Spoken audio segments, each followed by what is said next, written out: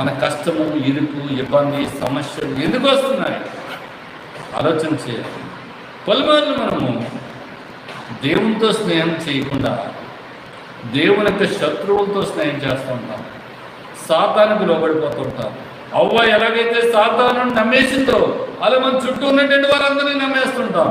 దేవుని మాటలు కూడా ఒక్కోసారి మనం నమ్మనటువంటి వారు కనుకనే ఉపద్రవాలు వస్తుంటాయి, కష్టాలు వస్తుంటాయి, ఇరుకులు వస్తుంటాయి, ఇబ్బందులు వస్తుంటాయి.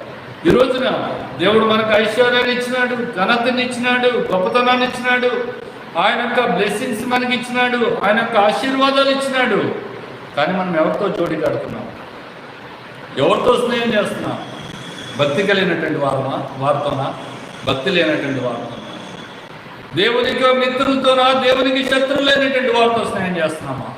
తస్మాత్ జాగ్రత్త. యెహోషాపాతులాగా మనం కూడా అహాబుతో